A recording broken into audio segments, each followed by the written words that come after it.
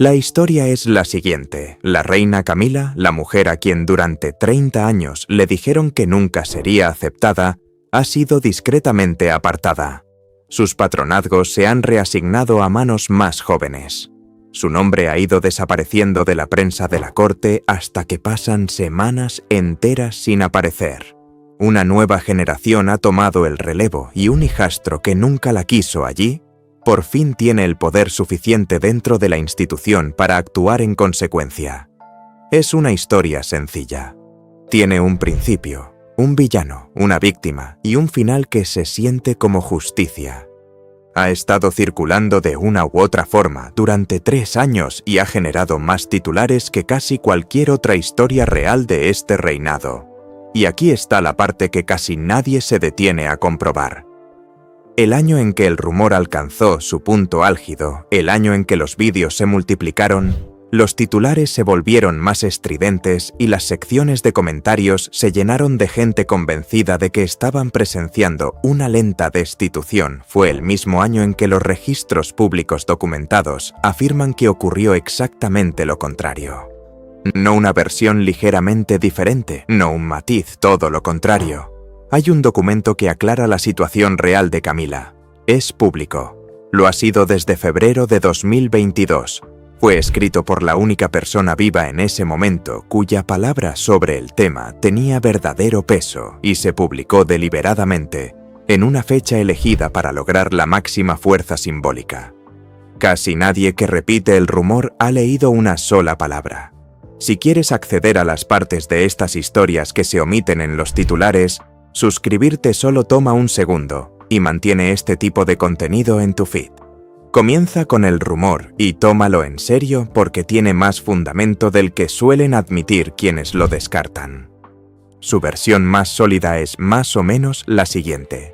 Tras la coronación en mayo de 2023, el palacio comenzó una transferencia lenta y deliberada de protagonismo, alejándolo de Camila y acercándolo al príncipe y la princesa de Gales. Las pruebas que se ofrecen suelen consistir en un puñado de datos aislados que se acumulan hasta formar un patrón.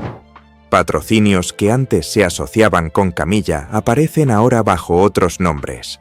Periodos de semanas en los que simplemente no aparece en el diario publicado. Mientras que Guillermo y Catalina son fotografiados constantemente y por todas partes. La monarquía reducida, un proyecto institucional genuino y abiertamente debatido, se utiliza como tapadera para lo que en realidad es una decisión mucho más personal. Y subyacente a todo esto, el argumento de que Guillermo, que tenía 15 años cuando murió su madre y que nunca ha hablado públicamente de su madrastra en términos más que neutrales, ahora tiene suficiente influencia dentro del aparato para decidir quién hace qué. El rumor suele añadir un toque constitucional para rematar la faena. Según este argumento, Camila siempre fue solo un compromiso. Reina consorte fue una cortesía, una cuidadosa maniobra diplomática diseñada para facilitar una transición difícil sin alarmar a nadie.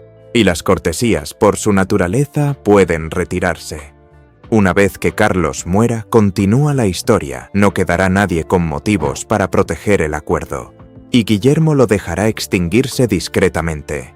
Así que lo que la gente cree estar presenciando ahora no es un acontecimiento, es el primer paso de algo ya decidido. Y luego está la versión que va aún más lejos, y esta es la que se difunde más rápidamente.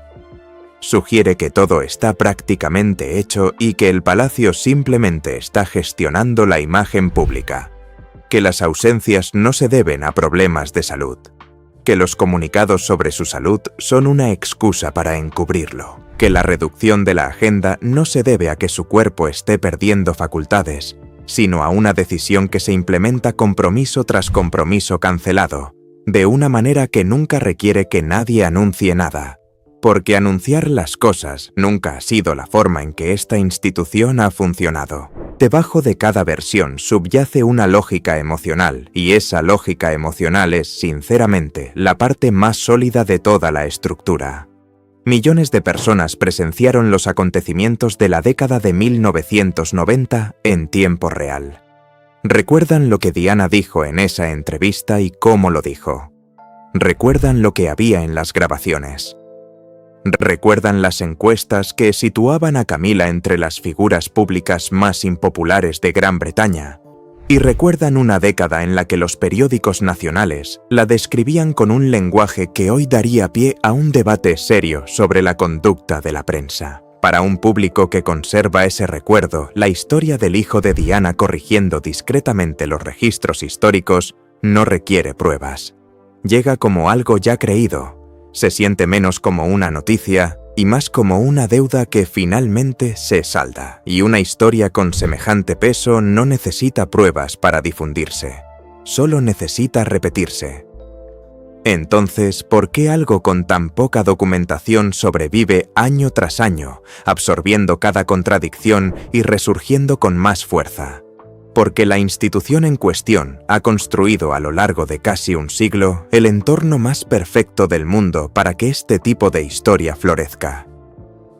El palacio no se explica. No es pereza ni descuido, es doctrina y se aplica con verdadera disciplina. El Palacio de Buckingham opera bajo un principio que se ha arraigado en el instinto a lo largo de las décadas. Comentar sobre las especulaciones invita a más especulaciones. Responder a una pregunta establece que se responderán más preguntas, y entonces cada pregunta que queda sin respuesta adquiere significado por sí misma. Así que la respuesta por defecto a casi todo es el silencio absoluto. Ni negación, ni aclaración, ni una declaración airada para aclarar las cosas. Las ausencias, en particular, nunca se justifican. Un miembro de la familia que no asiste a un evento simplemente no está presente, y no se ofrece ninguna razón a menos que haya un anuncio médico formal, y estos son deliberadamente raros y mínimos. Ahora bien, piensen detenidamente en lo que realmente produce esta política en un entorno con capacidad de publicación ilimitada y una audiencia de cientos de millones. Camila no asiste a un servicio religioso. No asiste a una recepción la semana siguiente. Pasan 3 semanas con una agenda escasa y sin fotografías. El palacio guarda silencio porque guardar silencio es su política y siempre lo ha sido. En ese silencio, cualquier explicación posible encaja a la perfección y ninguna puede comprobarse. Está enferma, está cansada, está descansando por recomendación médica. La están apartando. Está furiosa por algo. Su carrera está acabada. Todas esas explicaciones son igualmente coherentes con la información disponible, porque la información disponible es, en esencia, la ausencia de información. Y de todo ese abanico de posibilidades igualmente plausibles, solo una es lo suficientemente dramática como para justificar 10 minutos de vídeo. Y esa es la que se elige. Este es el diagnóstico honesto y tiene más peso que cualquier afirmación individual que se pueda debatir. El rumor no sobrevivió porque alguien lo hubiera investigado a fondo. Sobrevivió porque llenó un vacío que la institución creó deliberadamente y que se niega a llenar por principio.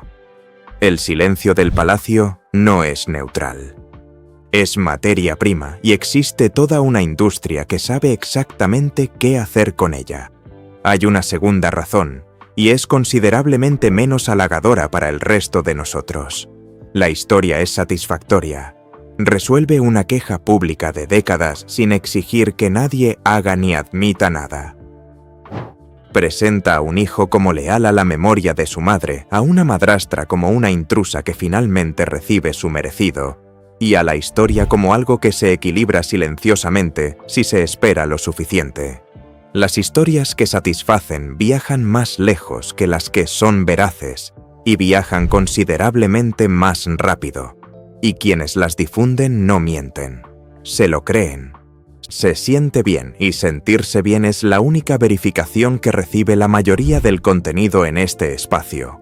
Así que encaja perfectamente con el silencio, que es precisamente la razón para comprobarlo. Para entender por qué el registro contradice el rumor tan completamente, hay que remontarse mucho tiempo atrás, mucho antes de la coronación, a una joven sin título, sin expectativa de tenerlo jamás, y sin interés aparente en la vida que finalmente terminó viviendo.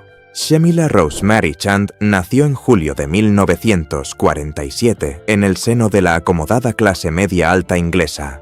Su padre, Bruce Chand, fue un condecorado oficial de caballería que fue capturado en el norte de África y pasó gran parte de la guerra como prisionero y que posteriormente se convirtió en comerciante de vinos. Su madre, Rosalind, provenía de una familia más acomodada. Su crianza fue rural, relacionada con los caballos y completamente convencional para esa clase social en aquella década. No hubo preparación para un papel público, ni proyecto dinástico, ni estrategia de ningún tipo. No fue criada como candidata a nada porque no había nada obvio para lo que ser candidata. Según todos los testimonios de la época, era divertida, directa, extremadamente despreocupada, amante del campo, los perros y los caballos, y casi completamente indiferente a ser el centro de atención, un detalle que vale la pena conservar, ya que explica gran parte de lo que sucede después. Conoció a Carlos a principios de la década de 1970. Lo que sucedió después se ha contado tantas veces, en tantas dramatizaciones, documentales y libros, que su forma original se ha desdibujado hasta convertirse más en folclore que en historia. Por lo tanto, vale la pena ser precisos con lo que se documenta. Se conocían, tuvieron una relación. Terminó.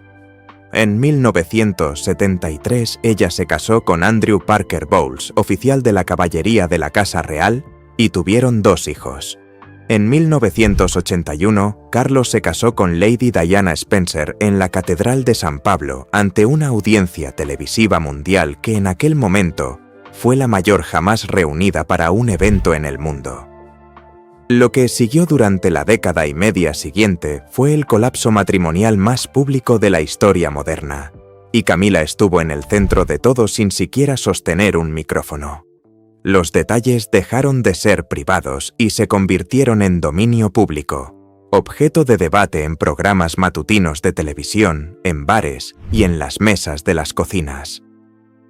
En enero de 1993, se publicó en la prensa una conversación telefónica privada grabada entre Carlos y Camila. Era íntima. Era embarazosa de una manera difícil de describir hoy en día. Se imprimió casi íntegramente en periódicos que las familias leían durante el desayuno. Luego se citó en la radio y posteriormente fue tema de conversación entre humoristas durante años. No existe un equivalente actual. Una conversación privada entre 2 personas grabada sin su conocimiento, transcrita, vendida y luego difundida por todo el país como entretenimiento.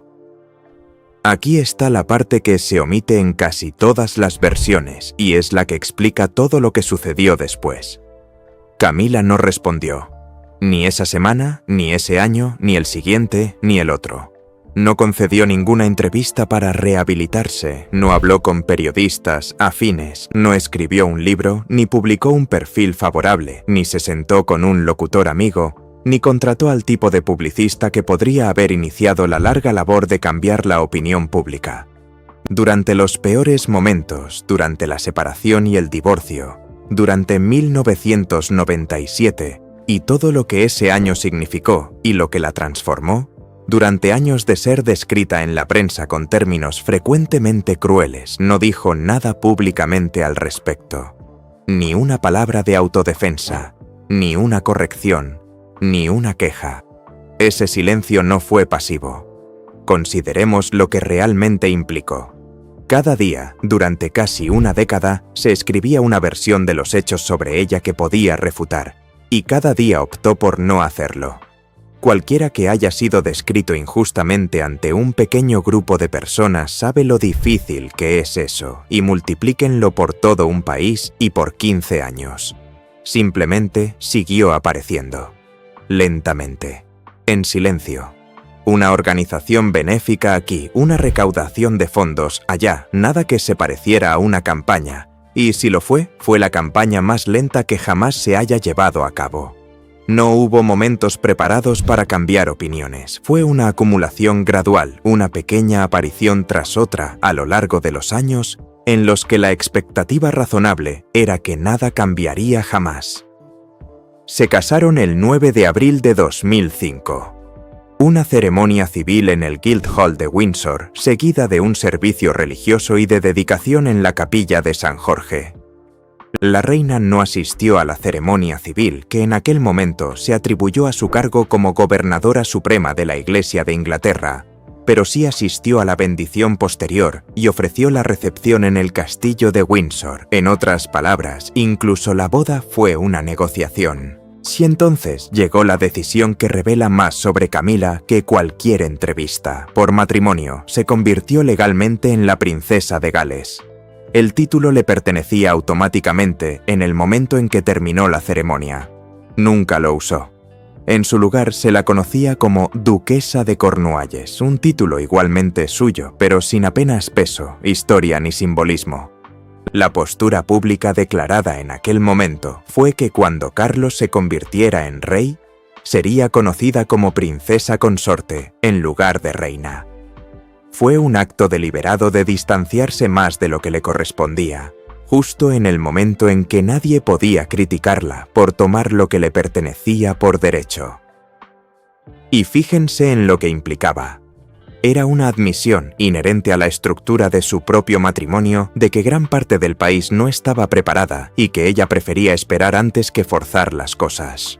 Las encuestas se recuperaron a lo largo de los siguientes 20 años, no de forma espectacular ni por un momento, entrevista o punto de inflexión concreto, sino gracias al peso acumulado de una persona que siempre estuvo presente y nunca se quejó de las condiciones, y en el camino construyó algo sustancial que no tenía absolutamente nada que ver con el drama que la hizo famosa. Un trabajo constante sobre la violencia doméstica y sexual, llevado a cabo de forma ininterrumpida durante muchos años en un ámbito que no ofrece glamour, genera muy poca cobertura positiva e implica sentarse en salas a escuchar cosas que la mayoría de la gente preferiría no oír. Campañas de alfabetización que se convirtieron en una verdadera especialidad. La osteoporosis, una causa directamente relacionada con la muerte de su propia madre a causa de esta enfermedad.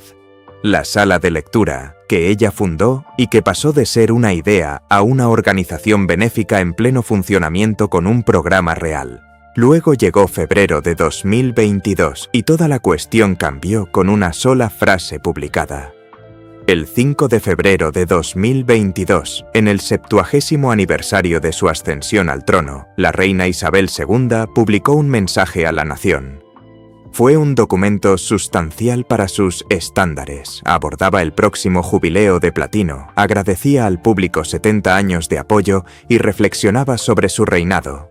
Y casi al final hizo algo que la difunta reina había pasado toda su vida sin hacer. Resolvió una disputa familiar con claridad, en su propio nombre, por escrito y en público. Escribió que su sincero deseo era que, llegado el momento, Camila fuera conocida como reina consorte mientras continuaba su leal servicio. Léanlo despacio, porque cada elemento es trascendental. No se trata de un informe de una fuente anónima del palacio. No es una indirecta de un cortesano a un corresponsal amigo durante un almuerzo. No es una interpretación del lenguaje corporal en un acto público. Es una declaración publicada emitida bajo el nombre de la reina en una fecha que ella misma eligió por su simbolismo, dentro de un documento que pretendía ser un resumen de 70 años en el trono. Jamás había hecho nada parecido sobre nadie más. Durante todo su reinado se negó a comentar sobre asuntos familiares, incluso cuando el silencio le costaba enormemente, y al final rompió esa disciplina una sola vez, deliberadamente, para esto. Consideren el precio que tuvo que pagar para publicarlo. Isabel II pasó décadas viendo cómo este asunto específico desgarraba a su familia y a la opinión pública. Y su instinto siempre fue guardar silencio y dejar que el tiempo hiciera su trabajo, porque el tiempo solía hacerlo. Elegir hablar significaba aceptar que sería vista de forma permanente y en los registros históricos, como alguien que tomó partido en la cuestión personal más divisiva de su reinado. Significaba saber que una parte del público se sentiría herida y lo expresaría con vehemencia, y eligió hacerlo el 5 de febrero, aniversario no solo de su ascenso al trono, sino también de la muerte de su padre, una fecha que nunca había celebrado en 70 años y que, según se dice, pasaba en silencio cada año. No se trata de un gesto casual, se trata de una mujer que respalda una cuestión con su autoridad porque consideró que debía resolverse mientras aún estuviera viva para hacerlo. Ahora bien, la parte constitucional explicada de la forma más sencilla posible. El cargo de reina consorte no es un puesto que se otorgue por mérito, y por lo tanto no puede ser revisado ni revocado. El título se vincula al soberano mediante el matrimonio, del mismo modo que ser la esposa de alguien es un rol del que nadie puede ser destituido por un tercero. Lo que sí varía es el estilo, es decir, la forma formal en que se describe a una persona, y este estilo se establece por indicación del soberano, históricamente mediante instrumentos oficiales emitidos en su nombre. Por lo tanto, quien decide cómo se describe a Camila es el rey, no el príncipe de Gales, no la Casa Real, no un comité de asesores, no la opinión pública. El rey. Si eso fue precisamente lo que ocurrió en la siguiente etapa, que pasó completamente desapercibida para la mayoría porque se hizo sin ningún anuncio. En el uso oficial, en torno a la coronación de mayo de 2023, la palabra consorte desapareció discretamente. Las invitaciones a la coronación se enviaron a nombre de la reina Camilla, no de la reina consorte Camilla. Reina Camilla. El palacio nunca hizo ninguna declaración sobre el cambio, porque hacerlo lo habría convertido en noticia, y el objetivo de hacerlo en silencio era precisamente que se normalizara. Fue coronada junto a Carlos en la abadía de Westminster en una ceremonia sin precedentes, ungida y coronada con una corona especialmente seleccionada y modificada para ella, ante una audiencia de cientos de millones de personas. Comparemos ambas afirmaciones. El rumor dice que su posición es una cortesía frágil que puede ser revocada por un hijastro que la desaprecie. Los registros indican que la difunta reina lo ratificó por escrito en su propio nombre. El rey lo confirmó oficialmente y fue ratificado en una ceremonia religiosa en la abadía de Westminster ante el mundo entero. No se trata de dos versiones idénticas, ni siquiera se parecen en lo más mínimo. Lo que nos lleva al año en que todos lo entendieron al revés. 2024 comenzó con el anuncio, en enero, de que la princesa de Gales se había sometido a una cirugía abdominal programada y estaría alejada de sus funciones públicas durante un periodo prolongado, al menos hasta Pascua. Un asunto serio, pero algo que una institución asimila sin mucha dificultad.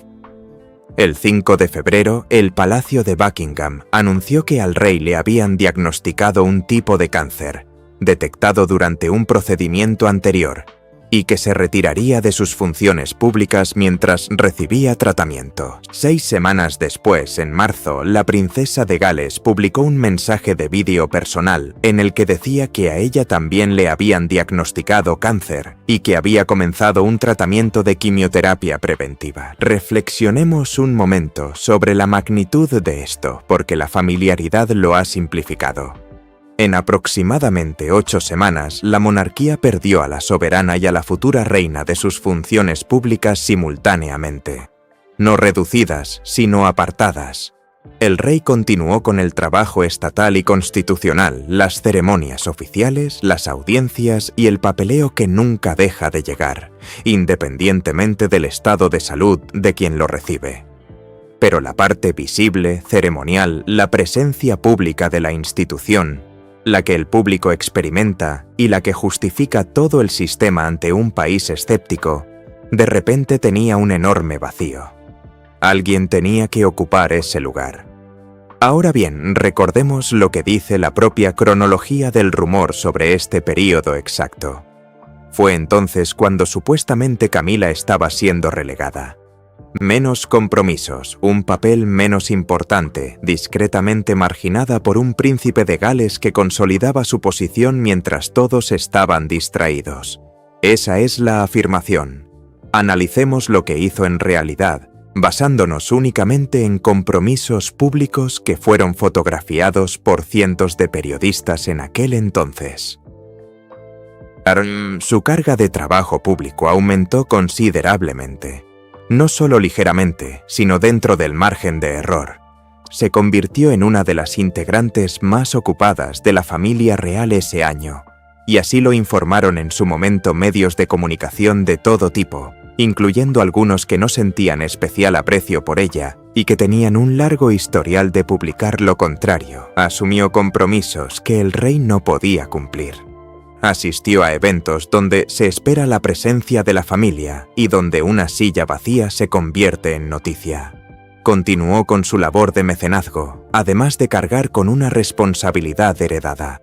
Estuvo presente en los actos ceremoniales más importantes del año, en los puntos clave que no pueden omitirse discretamente sin que su ausencia se convierta en noticia. Fue fundamental en la visita de Estado del emperador y la emperatriz de Japón en junio. Precisamente el tipo de ocasión en la que la maquinaria de la monarquía funciona correctamente ante un jefe de Estado extranjero, o por el contrario, falla estrepitosamente. Estuvo presente durante todo el verano. En octubre emprendió la gira internacional por Australia y Samoa junto al rey. Un programa de larga duración con una agenda agotadora, en un año en el que nadie en el mundo los habría culpado por cancelarlo, y en el que cancelarlo habría sido la recomendación médica más sensata desde casi cualquier punto de vista. Lo hizo todo mientras su esposo recibía tratamiento activo contra el cáncer. Vale la pena decirlo claramente en lugar de pasarlo por alto en una lista de compromisos, porque una lista de compromisos oculta lo que realmente implica. No era simplemente una miembro de la realeza trabajando para llenar un hueco en su agenda. Era una mujer de casi 80 años cuyo esposo tenía un diagnóstico de cáncer de tipo y gravedad no especificados, que salía día tras día a sonreír a desconocidos, estrechar cientos de manos, charlar sobre las cifras de recaudación de fondos locales, escuchar atentamente a quienes le contaban cosas difíciles y no mostrar ningún signo visible de esfuerzo, porque la alternativa era dejar que la institución pública se paralizara justo cuando más necesitaba proyectar una imagen de estabilidad. Hay más, y es la parte que menos atención recibe. No se refugió en apariciones ceremoniales seguras donde nada puede salir mal y no hay nada que decir. Ese año utilizó la plataforma para las causas en las que ha trabajado durante 2 décadas. Continuó su labor contra la violencia doméstica, continuó su labor de alfabetización. Habló públicamente y específicamente sobre la violencia contra las mujeres en términos notablemente directos, más directos que el registro habitual de la institución. Y viniendo de una persona en su posición, eso no es poca cosa porque cada palabra que un consorte pronuncia en público es una decisión tomada en nombre de una institución que por lo general preferiría que nadie dijera nada. Así que comparemos ambas versiones una vez más. Corre el rumor de que en 2024, Camila estaba siendo discretamente apartada de la institución por un príncipe de Gales que consolidaba su posición. Según consta en los registros, en 2024, con el rey en tratamiento oncológico y la princesa de Gales en quimioterapia, Camila asumió una mayor responsabilidad pública dentro de la institución que casi cualquier otro miembro de la familia, incluido el propio príncipe de Gales, quien simultáneamente lidiaba con la enfermedad de su esposa y el cuidado de sus 3 hijos pequeños, durante lo que más tarde describió como el año más difícil de su vida. El rumor no solo se equivocó en un detalle, identificó a la persona que sostenía el objeto como la persona que estaba siendo apartada. Ahora bien, algo cambió, y pretender lo contrario sería cometer el mismo error que el rumor, solo que apuntando en la dirección opuesta, así que honestamente esto es lo que realmente cambió.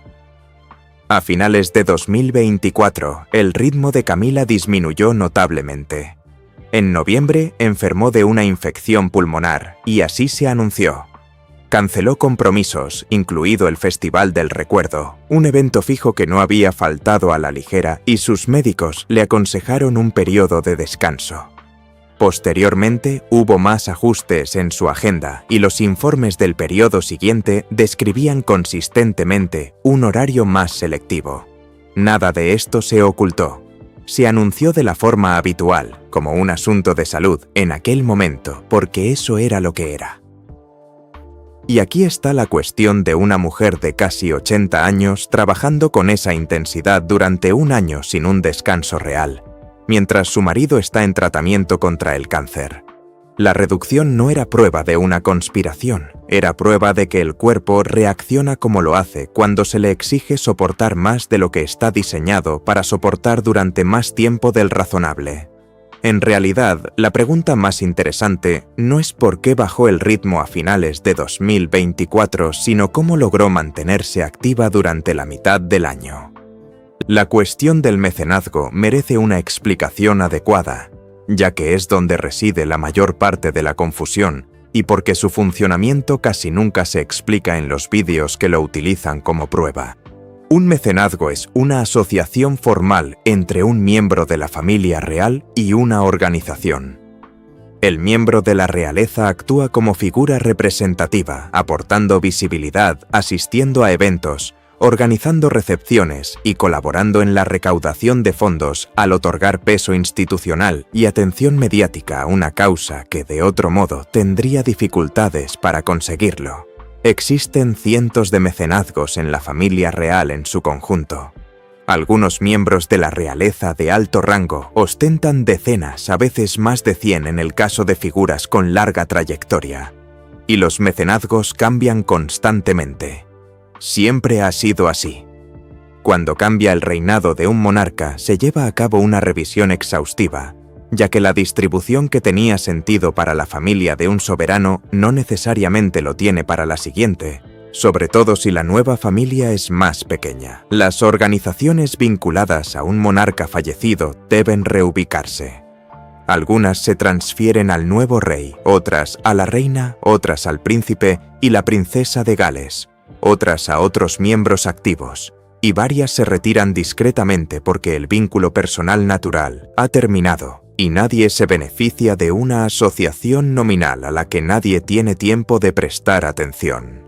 Tras la muerte de Isabel II, esa revisión se prolongó durante un largo periodo y produjo cientos de decisiones individuales, anunciadas por lotes, en su mayoría sin ninguna repercusión. Sí, pues, cuando una organización benéfica asociada a Camila aparece con un nombre diferente, hay una larga lista de explicaciones completamente comunes que hay que descifrar antes de llegar a algo que se asemeje a una conspiración palaciega. Podría haber formado parte de la revisión de la sucesión al trono, podría encajar mejor temáticamente con la cartera de otra persona. La propia organización podría haber solicitado el cambio, algo que ocurre con más frecuencia de lo que se cree.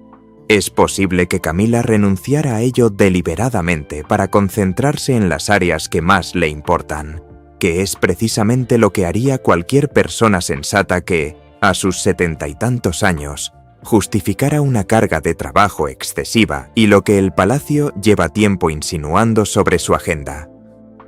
Así es como se ve un cambio real, mundano, administrativo, totalmente explicable y profundamente aburrido. El rumor toma ese proceso ordinario y lo transforma en algo dramático, no porque alguien esté actuando con deshonestidad deliberada, sino porque la versión ordinaria no logra captar la atención ni 8 minutos, mientras que la dramática sí. Y la monarquía reducida, que se invoca constantemente como el mecanismo que hace posible todo esto, es completamente real y no cumple con lo que el rumor pretende. La idea se ha difundido durante más de una década y tanto Carlos como Guillermo han estado vinculados a ella desde entonces. El concepto es bastante sencillo: menos miembros de la realeza en funciones. Una institución más pequeña, más económica y más cohesionada. Un grupo central dedicado a un trabajo más específico, en lugar de una extensa familia que participa en eventos a expensas del erario público. Se trata de una respuesta a una realidad política genuina que ambos comprendieron hace mucho tiempo. La tolerancia pública hacia la financiación de una gran institución real dista mucho de la que existía en el siglo XX, y una institución que no se reduce voluntariamente pasará el resto de su existencia discutiendo sobre su propio costo. En los últimos años, esta realidad se ha hecho visible en la práctica, con un número realmente reducido de miembros de la realeza dedicados a tiempo completo, que entre todos acumulan miles de compromisos anuales, varios de ellos muy por encima de la edad normal de jubilación. Ahora bien, observemos con atención de qué se trata realmente la reducción de la monarquía. Se trata de cuántos miembros de la realeza desempeñan funciones públicas y cuánto cuesta la institución. Se trata del tamaño y el costo de la operación. No tiene absolutamente nada que ver con la reina. La reina no es un miembro de la realeza que pueda ser evaluado en cuanto a eficiencia y considerado innecesario. Es la esposa del soberano. Su cargo existe en virtud del matrimonio y solo termina con él. Un programa diseñado para reducir estructuralmente el número de personas que realizan compromisos públicos no puede afectar a la consorte, porque la consorte no es uno de los objetivos de dicho programa. Es como argumentar que la reducción de personal de una empresa acabará por impedir que la esposa del director ejecutivo sea su esposa. El error conceptual es así de básico, y persiste solo porque la mayoría de la gente nunca ha tenido motivos para reflexionar detenidamente sobre cómo se estructura todo esto. Y en cuanto a la cuestión específica de Guillermo, el mecanismo no existe. Es importante ser francos al respecto, porque gran parte del rumor se basa en la vaga e infundada idea de que Guillermo ahora ostenta un poder que podría ejercer a su antojo. Los títulos y tratamientos dentro de la familia real los establece el soberano, históricamente mediante documentos oficiales emitidos en su nombre. El príncipe de Gales tiene una enorme influencia informal, mayor que la de cualquier otro miembro de la familia, y algún día será rey, y por lo tanto, tendrá la autoridad que ello conlleva. Hoy no la tiene, porque la tiene su padre. No hay ningún comité al que pueda presionar, ningún procedimiento que pueda iniciar, ningún documento que pueda firmar, ningún mecanismo de ningún tipo. El rumor nos pide que creamos en un poder sin ubicación, sin procedimiento y sin nombre. Entonces, ¿por qué se repite esta historia una y otra vez, en miles de variantes, año tras año? Porque el enfrentamiento entre Camila y Catalina es una de las estructuras más rentables y fiables de los medios británicos, y lo ha sido durante más de una década. Esto no es especulación sobre lo que ocurre dentro de la familia, es un patrón observable en la forma en que se produce la cobertura, y se puede ver en tiempo real cualquier semana que se desee. La mecánica es simple y no requiere que nadie invente una cita. Dos mujeres en la misma institución de generaciones diferentes, con historias públicas completamente distintas, forman una dicotomía natural. Una es la mujer de la época de Diana, permanentemente ligada en la mente pública al capítulo más doloroso de la familia. La otra es la mujer que llegó después, se casó con el hijo y se hizo muy popular. Si las colocamos una al lado de la otra, cualquier hecho ordinario adquiere instantáneamente un segundo significado. Una fotografía en la que ninguna sonríe genera tensión. Asistir a compromisos separados el mismo día, algo que los miembros de la realeza hacen a diario, porque ese es el propósito de tener más de uno, se convierte en una brecha. Una diferencia en el número de eventos a los que asistió cada una el mes pasado se convierte en ascenso y declive. Ninguno de estos ejemplos requiere una fuente, porque técnicamente ninguno es una afirmación. Son interpretaciones, y una interpretación no se puede negar, especialmente por un palacio cuya política es no negar nada.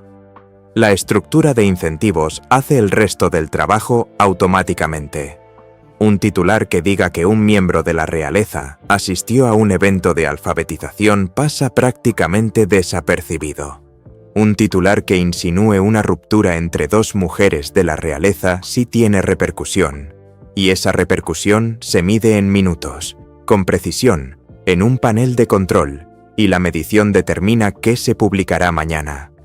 Multiplique eso por las redacciones de los tabloides, los sitios web agregadores que reescriben contenido ajeno en 90 segundos, los medios extranjeros que reciclan reportajes británicos para audiencias sin forma de evaluarlos y un volumen enorme y creciente de contenido de vídeo automatizado producido por personas que jamás han leído una circular de la Corte, y tendrá una máquina que fabrica conflicto continuamente a partir de la nada.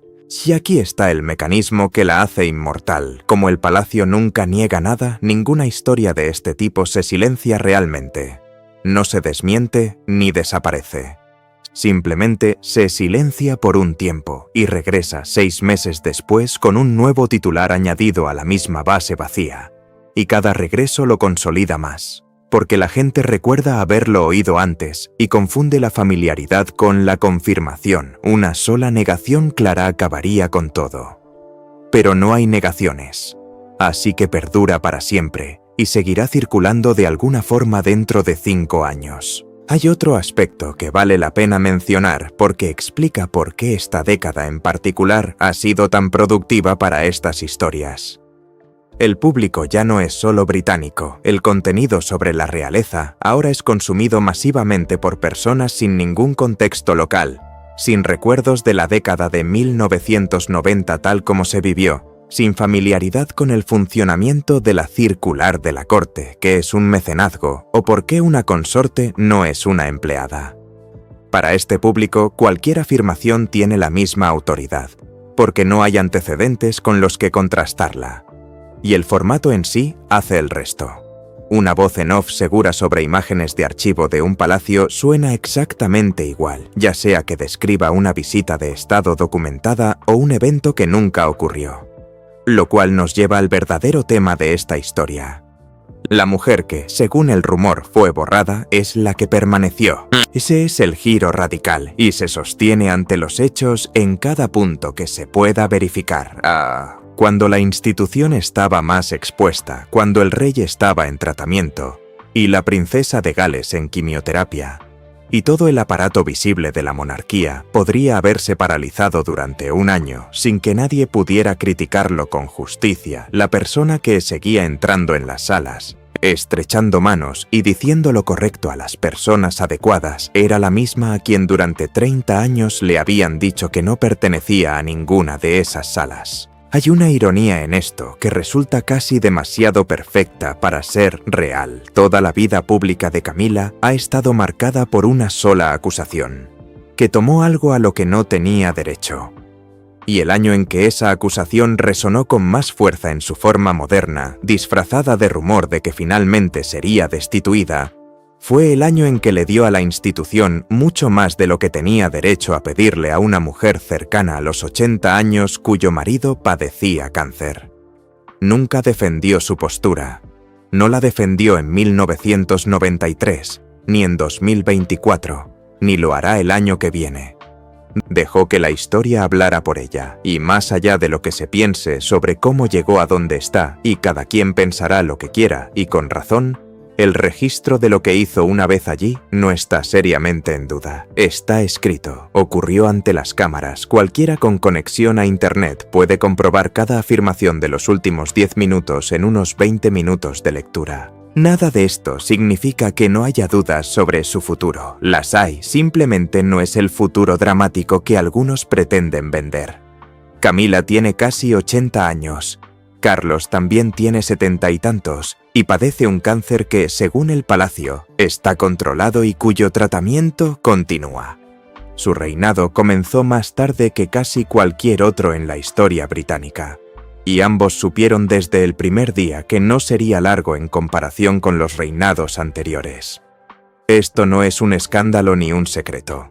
Es una cuestión de lógica y es la limitación que moldea cada decisión importante dentro de la familia real, mucho más que cualquier dinámica personal.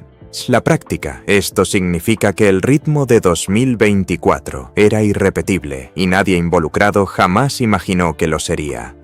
Una agenda reducida no implica una degradación.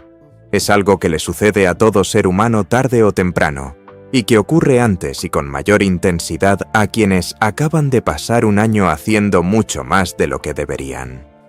La interpretación lógica de lo que viene después es que el papel de la reina se vuelve gradualmente más selectivo, concentrándose en las causas que ha impulsado durante 20 años y que llevan su nombre con toda propiedad en lugar de abarcar todo lo que la institución necesite cubrir esa semana. Esto no es un declive disimulado. Así es como luce una carrera profesional bien gestionada en cualquier ámbito. Sí existe una incógnita genuina sobre qué sucederá después, aunque es mucho más discreta de lo que sugieren los rumores, y tiene un nombre que la mayoría desconoce. Una reina viuda es la viuda de un rey. Es un cargo real con verdadera dignidad y esencialmente sin una función pública definida asociada.